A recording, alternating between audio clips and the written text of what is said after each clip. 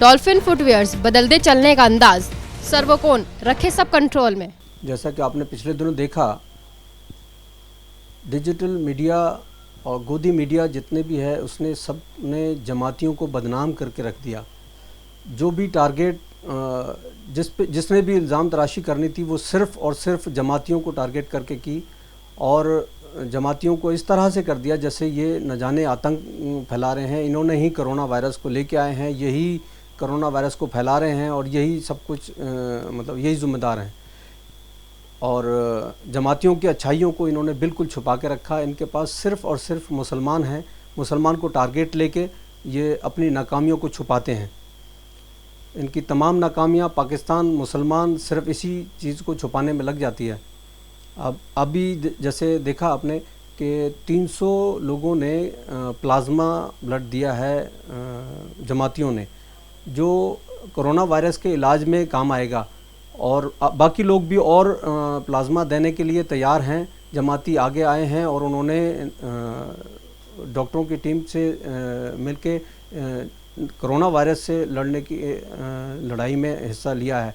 तो उस तरह अभी जो है वो गोदी मीडिया बिल्कुल चुप है, कहीं कोई ख़बर नहीं है, कुछ बोलने वाला नहीं है, क्योंकि इनको सिर्फ बदनाम करना होता है। बदनाम करने के अलावा ये लोग कुछ नहीं करते। गोदी मीडिया सरकार की नाकामियों को छुपाता आ रहा है और कोरोना वायरस में सरकार की नाकामी बड़ी ज़बरदस्त रही है। जिस तरह से आपने देखा कि जनवरी के अंदर कोरोना वायरस का सिम्टम्स मिलने लगे थे और पूरा जनवरी निकल गया, फरवरी निकल गया। ये ट्रंप के आने के इस्तकबाल के लिए खड़े रहे और ट्रंप के थ्रू इन्होंने न जाने कितना वायरस बुलाया है। इसके बाद ये मध्य प्रदेश में सरकार बनाने में लगे रहे, इन्होंने कोरोना की तरफ सीरियस नहीं लिया। और आज जब कोरोना वायरस के इस हद तक पहुंच गया कि सारे हिंदुस्तान को बंद करना पड़ा, तो उसको छुपाने के लिए इन्होंने गोदी मीडिया का सहारा लिया। और गोदी मीडिया का सहारा लेके गोदी मीडिया ने इनकी बड़ी ज़बरदस्त मदद करी है कि उन्होंने जमातियों को पकड़ लिया और जमाती करके कोई भी ये सवाल पूछने वाला नहीं रहा कि आपने इतना लेट लॉकडाउन क्यों किया। जब आपको सिम्टम्स जनवरी में नज़र आ गए थे तो आप इतने दिन तक क्या करते रहे।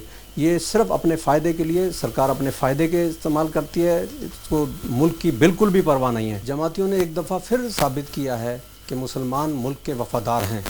मुसलमान मुल्क के लिए अपनी जान तक की कुर्बानी दे सकते हैं। आज जमाती ही सबसे पहले आए जो कोरोना वायरस के लिए प्लाज्मा देने में बड़ी तादाद में सामने आए।